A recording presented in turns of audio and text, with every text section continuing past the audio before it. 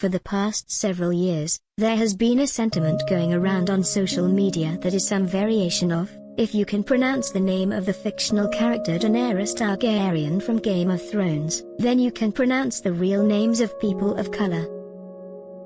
An unwillingness to say a person's name correctly is finally being called out for the not-so-microaggression it really is. The year I was born, the three most popular girls' names were Lisa, Kimberly, and Mary.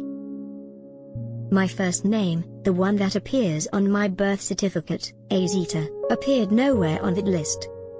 My friends and classmates called me Zita for short, also not on that list. The tweets about Daenerys wouldn't happen for several more decades. When I was growing up, every first day of school I had to endure my name being mangled by my teachers, who treated its difference and difficulty to pronounce as a nuisance. In the first grade, my teacher was Mrs. Patrick. Tall and stern, with a jet black bouffant, she worked her way down a list of names. All of the students promptly raised their hands when called upon with an enthusiastic "here." But when she suddenly paused, looking perplexed, I knew she'd reached my name. Her face contorted like she'd eaten something sour, and she said my name as a stumbling half-mutter. Azisha? Or is it Azita? Zaida? She looked up, and over her horn-rimmed glasses, her brow creased with agitation. Gazing around the room, she waited for a response. I silently raised my hand. "Yes?" she asked, looking directly at me. At that point, all other kids turned to stare. "It's Azita," I responded, in a monotone voice. She nodded, made a mark in her book, and without attempting to say it correctly herself, went on to the next student, whose name rolled right off her tongue. I was embarrassed by the negative attention and ashamed to have a name that was so singular and difficult to pronounce. I was Latina, brown-skinned, with long, dark braids, in a practically all-white elementary school in a nearly all-white town. My name combined with my ethnicity and appearance made me anxious about fitting in or being accepted. Along with mispronunciation, my name was also often spelled incorrectly. Sometimes the first I would be left out, or an E would be added. With time, I got better at responding to confused questioning about the pronunciation. When asked, I would say what I thought was simple enough: the A is silent, the I is long. Think of the name Rita, but instead with a Z. Some people get it and some people don't, but it's the earnest effort to say it correctly that matters to me most. When people make eye contact and want to know if they said it right, it signals to me that we both matter. Knowing when my name or the color of my skin is perceived as a threat is a self-preserving intuition I've had for most of my life. A stranger who takes 30 seconds to pronounce the long I in Azita correctly creates a feeling for me of safety and belonging. My family of course knew how to pronounce my whole name correctly, but when I was young they rarely used it. My mother lovingly called me Zita Pitu and my grandmother called me Zita Nita. I can't remember at what age it began, but my father came up with the nickname Zita and more formally, Zita Skeeter.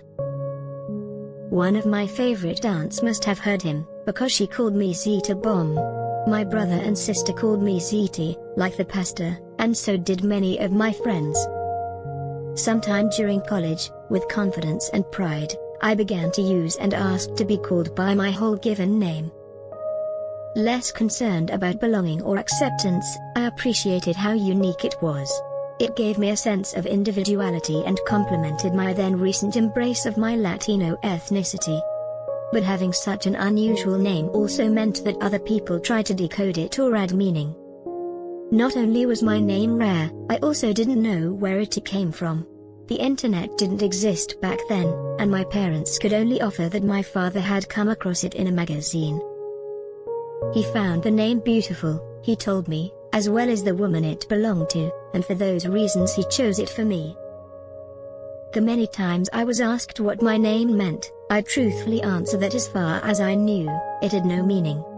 What I came to understand was that because I am brown-skinned, and my name is unfamiliar, what people often actually wanted to know was my race or ethnicity, or if I was born in the U.S. But what kind of name is it? Where is it from? What are you? Finally, sometime in my early 40s, information about my namesake appeared online, and discovering her was akin to finding part of myself. I finally knew whom I was named after, and it was worth the wait. Azita Nascimento was born in 1939, in Rio de Janeiro. An actress and model, she was, in fact, beautiful, as my father had described. In the 1960s, she was featured in the magazine Life Español, where he saw her photos. Tall, curvy and with a dark brown complexion, her expressive eyes were often painted with a cat eye effect and she had a big, bright smile. Born of mixed ancestry, she was referred to then as mulata, a classification used at that time for and by people of European and African descent and with dark skin. Mulatto derives from the Spanish or Portuguese term for mule, a mix of a horse and a donkey. Although the term is considered antiquated and offensive by some in North America, it is still sometimes used to refer to people of mixed race. I learned that Azita became the very first black woman to compete in a beauty contest in Brazil. Azita won the Miss Renascença contest of 1963 and went on that same year to participate in a much larger pageant in the northern part of Rio. When the 8 finalists were announced, Azita was among them, a groundbreaking event for a Brazilian woman of color. Queremos a mulata, queremos a mulata, queremos a mulata. We want the black woman, shouted the crowd of almost 25,000 that evening, cheering for Azita. When she only placed 6th, the audience replaced their cheers with boos of anger and outrage.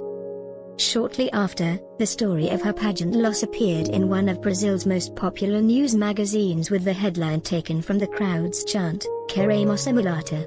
Azita is credited with having paved the way for other mixed-race women, including the winner of the following year's pageant, who is also a woman of color. The next year, in 1964, Azita, who was also a registered nurse, launched herself as a singer and recorded several songs, and went on to have substantial success in film and television. Going back a decade, I have found her story included in academic articles, blog posts and popular media about social and cultural changes in Brazil, Afro-Brazilians and notable black women of Brazil. She is considered to be a maverick who changed standards of beauty and improved perceptions of women of color in Brazil. Recently on eBay, I purchased a copy of one of the singles Azita recorded, described as samba jazz bossa nova.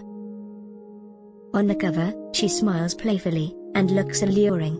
My name, Azita, appears prominently in a large yellow font and all in caps. I revel in the fact that I share the name of such a revolutionary and pioneering woman known for elevating women of color in Brazil.